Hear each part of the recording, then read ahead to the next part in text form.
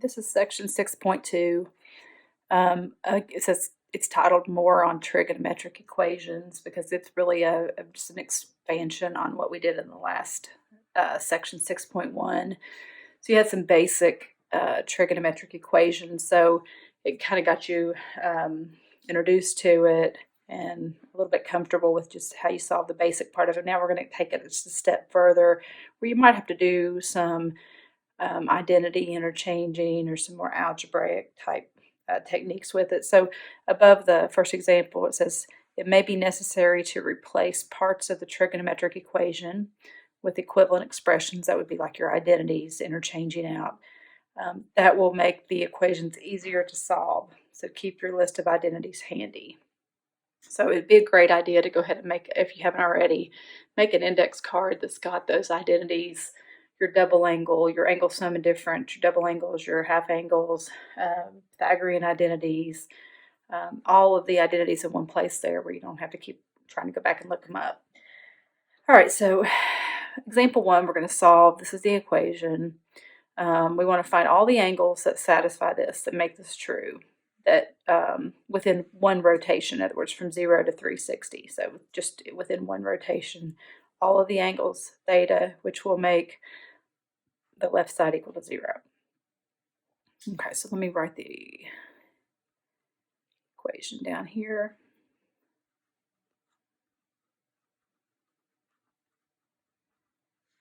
Okay. First thing I see the problem I'm going to have is if I'm solving for theta here, I have a 2 theta here. Okay, but from the last chapter, I know that the sine of 2 theta can be rewritten. So if you're, remember your identity for a double angle, double sine is sine of 2 theta is equal to 2 sine theta cosine theta. So I'm going to change this. I'm going to make this substitution for sine of 2 theta. So this becomes 2 sine theta cosine theta. So if you have a double angle or a half angle in your equation, you can go ahead and change those out to where we no longer have to deal with the double angle or half angle or whatever it happens to be. All right, so at this point, I'm looking at, okay, how can I solve this?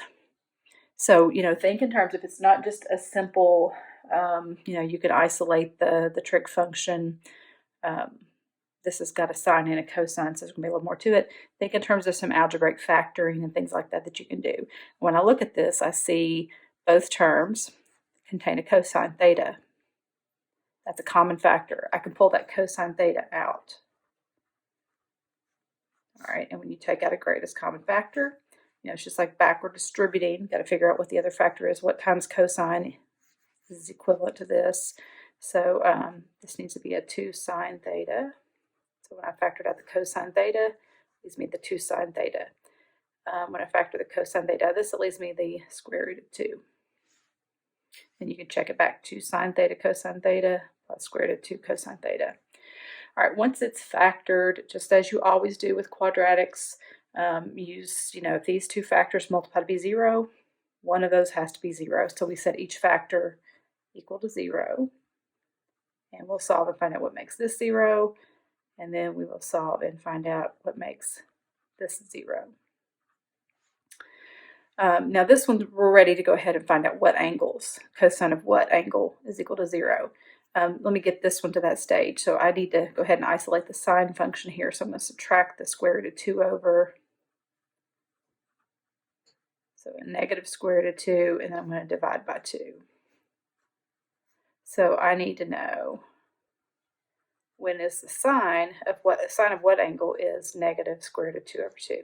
So this is like what you did in the last chapter. When you get to here, you have to just think back to your inverse angles. So what angles, think in terms of your circle, where is cosine 0? So cosine is 0 here, and they want it in degrees, or they would have said between 0 and 2 pi. So at 90 degrees, and where the coordinates are 0, 1, and at 270 degrees where the coordinates are 0, -1. So at 90 degrees and 270 degrees, you would get cosine of 0, cosine of 90 is 0, cosine of 270 is 0. So there's two of my solutions. All right, to get the solutions here, what's also going to be a solution is anything that makes the sine of whatever angles equal negative square root of 2 over 2. So I know that's the 45-degree angle, but it's a 45-degree angle in quadrant 3 and in quadrant 4, which means in standard position that angle is actually 225 degrees, and this angle is 315 degrees. So there are four answers to this problem. The angles that will make this true would be 90, 270, 225, and 315. There's four answers. All four of those, these two will make this 0, these two will make this factor 0. If either one of these factors are 0, then 0 times anything is 0. They satisfy this, therefore they'll satisfy that. Okay, example 2, very much like example 1. Same, you can look at the sine of 2 theta. The first thing we did was replace that with the double angle formula. So I'm going to go ahead and change this to 2 sine theta cosine theta, straight from my identities, double angle identities. All right, again, I can't just isolate, I've got a sine and a cosine here, so I'm going to have to do a little algebra. So I see that they both contain a sine factor. I'm going to factor that sine theta out. Factoring the sine theta out of this leaves 2 cosine theta, and sine theta times 1 equals sine theta, so we check it back. It works. Again, I have two factors that multiply to equal 0. One of those factors must be 0, so I'll set each factor equal to 0. And then I am going to solve. This one's already got the trig function isolated. Now I'm going to isolate cosine theta. So I'm going to add 1 over and then divide by 2. So I'm looking for what angles, what are the angles where sine is 0? What are the angles where cosine is 1/2 with between 0 and 360? So sine is 0. I think on your at 0 degrees and 180 degrees. Cosine is 1/2, it's the 60, so it's going to be positive. Cosine is positive here and here, so a 60-degree angle, and then a 60-degree angle here would be 300 degrees. So at 0, at 60, at 180, and at 300 are the four answers within 0 to 360. Okay, example 3. This time we have a cosine of a double angle, so I'm probably going to do the same thing as far as changing out a double angle identity here, so we don't have to alleviate the problem with the double angle. So remember, with cosine theta, there's some options there. Let me pull the index card up here. It's got the formulas on here. So the cosine of a double angle, there's 3 different options you can use there. So you know which one, they're all equivalent, so any of them can swap out. One as good as another one. Sometimes it's more helpful to use one over another one. In this problem, if I'm going to change the cosine of 2 theta out, I think it would make sense to go with the third option because I already have a sine, and that would replace the cosine with equivalent expression in terms of sine. It would give me the expression all in terms of sine, which could be helpful. So let's do that. I am going to change the cosine into 1 minus 2 sine squared, and then I'll bring down plus 3 sine theta minus 2. All right. I've got a 1. Let's combine this 1 and this negative 2 together here. So I have negative 2 sine squared theta plus 3 sine theta minus 1 equals 0. Now it's basically, think of it like a quadratic. Think of this as like negative 2x squared plus 3x minus 1. How would you solve that? Well, you would either factor it or you would use a quadratic formula. And so I prefer to factor it if it'll factor, but I'm going to, just so I don't have to deal with this leading coefficient of a negative here, I'm going to multiply everything through by a -1, which would make this 2 sine squared theta minus 3 sine theta plus 1 equals 0. Because I'm going to factor it. Rather than my leading term be negative, I can multiply both sides by -1. Nothing lost there. All right, so think of this. I'm going to put just kind of over here in quotes. Think of this just like you're factoring 2x squared minus 3x plus 1, except it's not x, it's sine. Same thing though. So I'm going to break this down. I'm going to factor, if I were doing this, it would factor into 2x times x. And these would split into 1 times 1.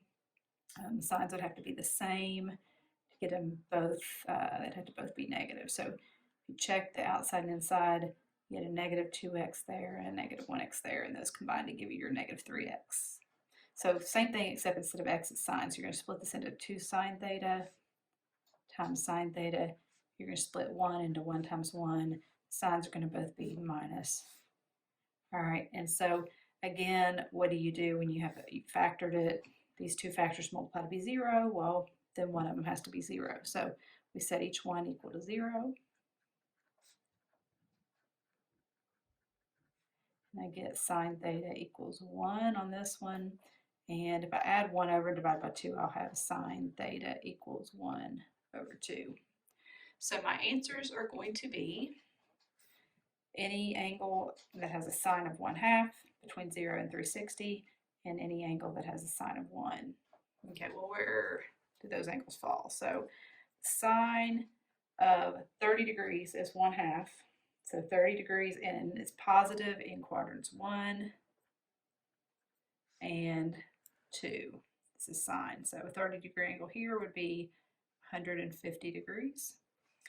And then sine is 1 at 90 degrees. It's -1 down here, so there would only be one angle for that one. So your answers are going to be 30 degrees, 90 degrees, and 150 degrees. So this time there's only 3. Example 4. As I'm looking, I don't have any double angles this time, so it's like the first one we've had where we haven't had to substitute a double angle, but I do have the problem with having 2 different trig functions here. But what I think back and I remember when I see a squared function, any of them, those kind of trigger me to look at my Pythagorean identities.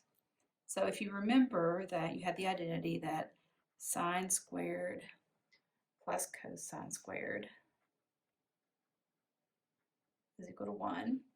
So I can solve that for cosine squared. It's subtracting the sine squared over. I have cosine squared x equals 1 minus sine squared. So I can always interchange a cosine squared with a 1 minus sine squared. The advantage to that is that then we get the entire function in the same function and get the entire equation in the same function.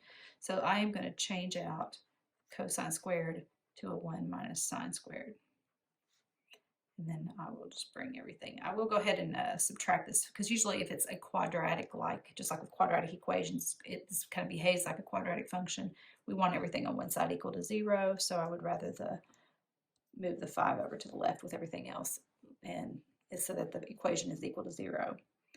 All right, I need to distribute this 4 out here. So 4 minus 4 sine squared x plus 4 sine x minus 5 equals 0. Let's combine the numbers there. So I'll have -4 sine squared x plus 4 sine x minus 1. And it looks very quadratic-like. Think of this again just like 4x squared plus 4x minus 1. If this factors, this will factor much the same way.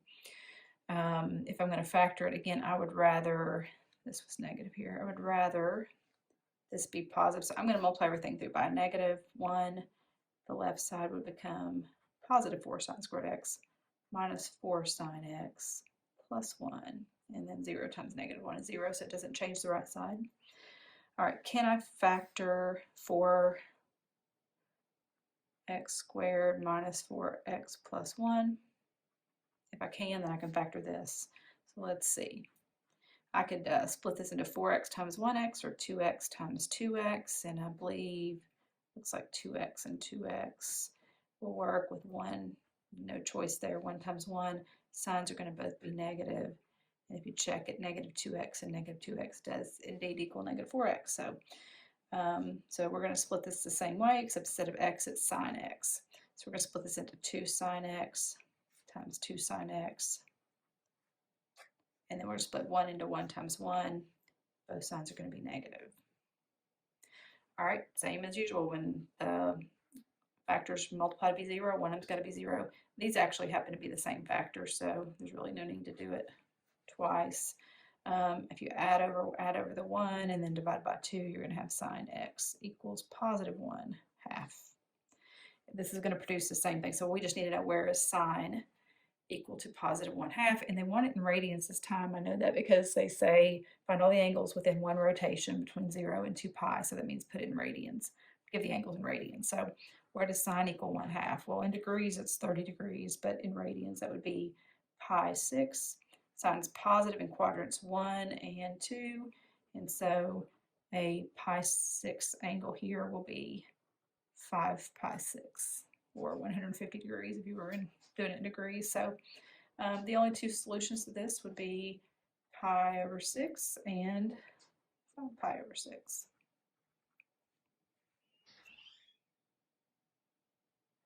All right, example 5.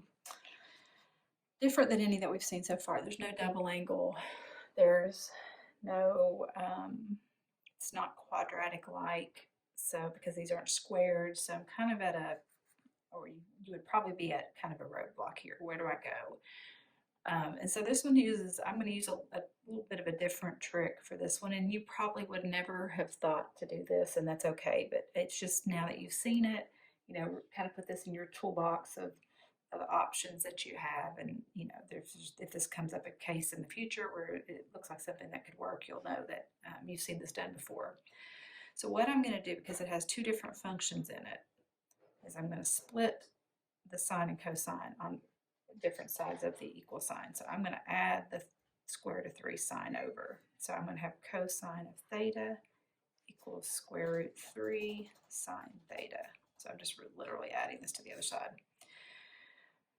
Now where would you go from here? Well, I mean, there's not a whole lot of identities, you know, other than it's not really going to get me anywhere by doing any kind of identity interchanging at this point. But what if I squared both sides of this?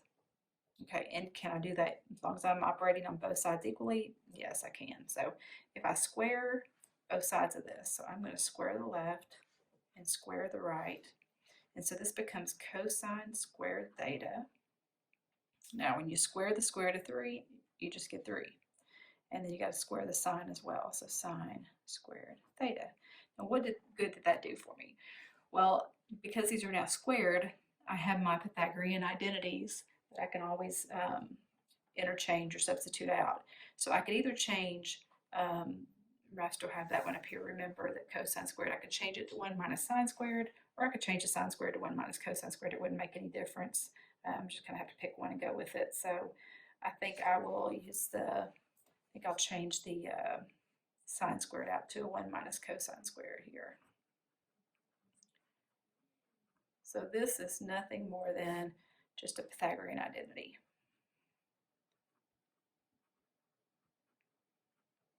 So sine squared equals 1 minus cosine squared, and that's just a variation of the sine squared plus cosine squared equals 1. All right, and so now everything's in cosine, and that's where I want to be. That's a much better place to be. So let's go ahead and distribute the 3 out here. And so I'll have cosine squared theta equals 3 minus 3 cosine squared theta. And, well, I can just add this to the other side, add 3 cosine squared over to the 1 cosine squared, and I get 4 cosine squared equals 3. I'll divide by 4. I'm just trying to isolate the cosine now. So cosine squared theta equals 3/4. And then I'm trying to solve for cosine, so I would need to undo the square. So let's square root both sides. And so I end up with cosine theta, square and square root and a square equals, don't forget plus or minus, square root of 3. And since 4 is a perfect square, let's go ahead and take that out. Square root of 4 is 2. So it's like saying the square root of 3 over the square root of 4. Square root of 3 is not a perfect square, but 4 is, so I might as well take it out. And as always, when you're using a square root to solve, you got to consider both cases, the positive and the negative. And so I'm down to my functions isolated. I'm where I want to be. I just now have to figure out where does cosine equal positive or negative square root of 3 over 2 in degrees between 0 and 360, so just within one rotation. So the cosine is square root of 3 over 2 at 60 degrees.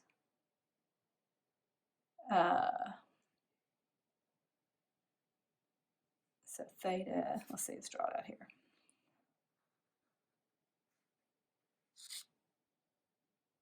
I'm sorry, cosine 30 degrees. So 30 degrees, we're in degrees, yeah. At cosine is positive in quadrants 1 and quadrant 4, so a 30-degree angle there and there. This would be 330 degrees.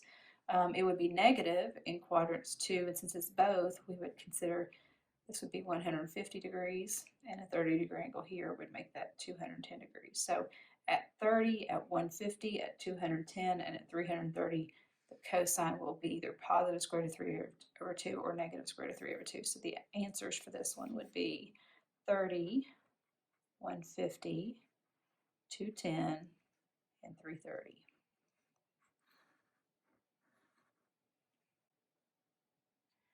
All right, before I shouldn't have boxed these in yet, but before I finalize my selections here on my angles, because don't forget, and it's easy to forget about this, but anytime you multiply through by a variable or square both sides, which is basically doing the same thing, you open up the possibility for extraneous solutions. So remember, when we've dealt with that before, the only way you're going to know that is to test each angle. So you really should check. So let's check 30 degrees. If I put 30 degrees back in, so cosine of 30 degrees is square root of 3 over 2.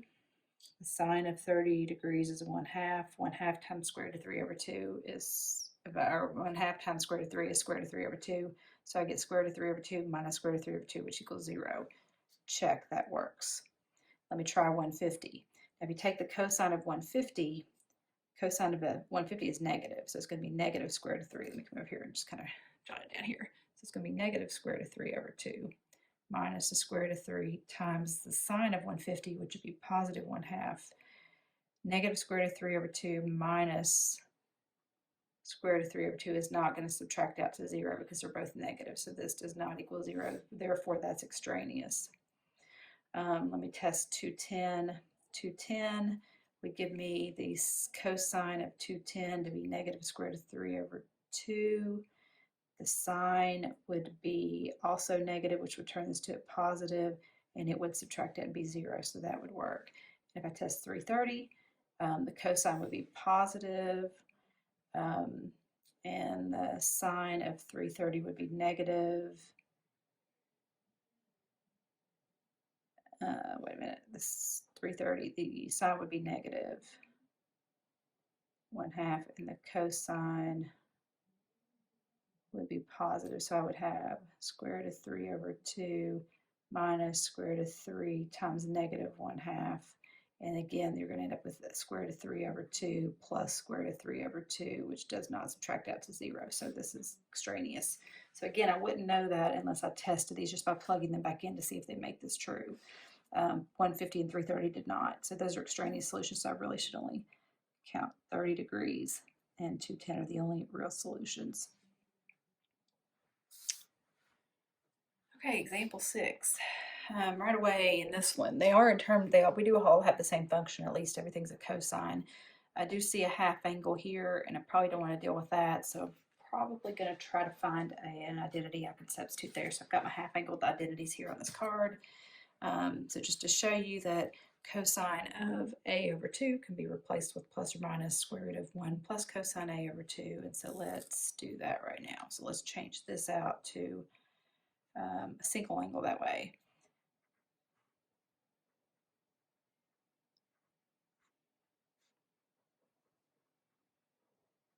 All right, so all I did in that step is a note here, half angle substitution. All right.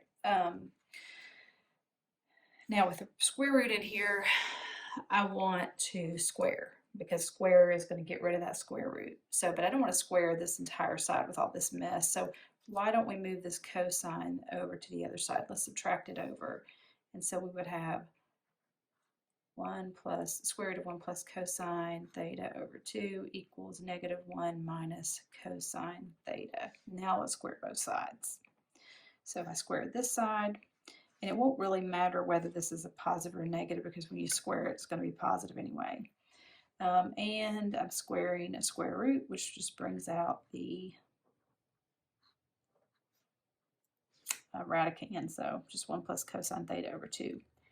All right, so for this side, just to make this a little easier, I am going to write it out twice here so we can kind of follow through our FOIL method here. So -1 times -1 is 1. I'm going to have a positive cosine theta and a positive cosine theta. Those combined to be 2 cosine theta. All right, and then a positive cosine squared. Cosine times cosine is cosine squared theta. All right, get a little bit better. Now, I would probably want to get rid of this guy down here. So let's go ahead and multiply both sides of the equation by 2. All right, that divides out. So I have 1 plus cosine theta, and then I just have to distribute that 2. So I have 2 plus 4 cosine theta plus 2 cosine squared theta. All right, so it's starting to look very quadratic-like. So what do we want to do when we have a quadratic or a quadratic-like equation? We want everything on one side equal to 0. So let's subtract the cosine theta over here and subtract it off the side. And let's subtract the 1 off this side, and that leaves 0. And so I would have, I'm going to go ahead and put my quadratic term first here. So 2 cosine squared theta. And then 4 minus 1, so it's going to be plus 3 cosine theta plus 1. All right, and so it's just like what we've done before. It's very quadratic-like looking. So, you know, we would factor it kind of like we would a 2x squared plus 3x plus 1 if it'll factor. If not, I'd have to use a quadratic formula. Hopefully it factors. Let's see. 2 cosine theta times cosine theta is how I'm going to split the 2 cosine squared. And then, of course, 1 into 1 times 1. Both signs are going to be the same. They're going to be the middle, whatever the middle is. And it factors 2 cosine theta, 1 cosine theta equals 3 cosine theta. Setting each factor equal to 0. Come over here. I will have 2 cosine theta equals 1. Sorry, 2 cosine plus 1 equals 0, and then cosine plus 1 equals 0. And so if I solve each one of those for cosine, I would subtract 1 and divide by 2, so I'd have cosine theta equals -1 over 2, and cosine theta equals -1. Okay, so I will now figure out what angles have a cosine of -1/2 and what angles have a cosine of -1. So thinking in terms of cosine is -1/2 at 60, but it would be in quadrant 2 or 3, so it would be a 120 or a 240. And the cosine would be -1 at 180. Now this time it doesn't specify, if you notice, every time before it's just asks us for the between 0 and 360 or between 0 and 2 pi.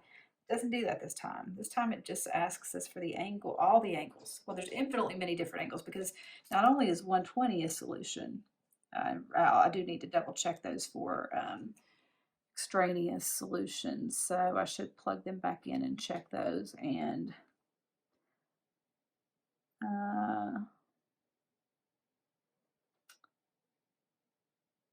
actually, on the example, it actually did just ask for the first. I left that off, but let's just go ahead and give the first rotation. I just didn't put that.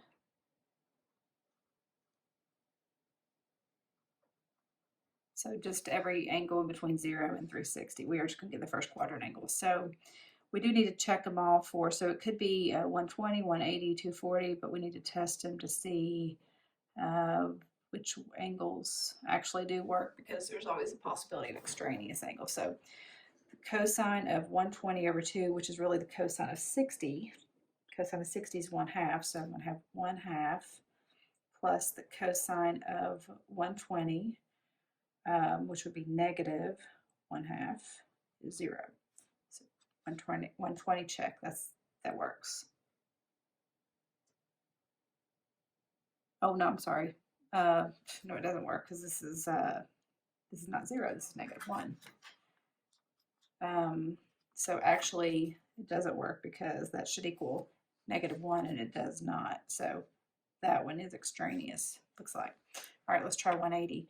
The cosine of 180 over 2. 180 over 2 is 90. The cosine of 90 degrees is 0, so I'd have 0 plus the cosine of 180, which is -1, and that does check work.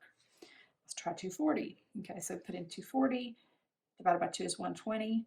The cosine of 120 is -1/2, plus cosine of 240 is also -1/2, and -1/2 and -1/2 does equal -1. This is all my little scrap work over here, just checking these to make sure they work. So this one works. So this one is extraneous. So the only angle solutions here between 0 and 360 are 180 and 240. But because I squared both sides, I opened up the possibility for extraneous solutions, and therefore I have to check it to make sure they work.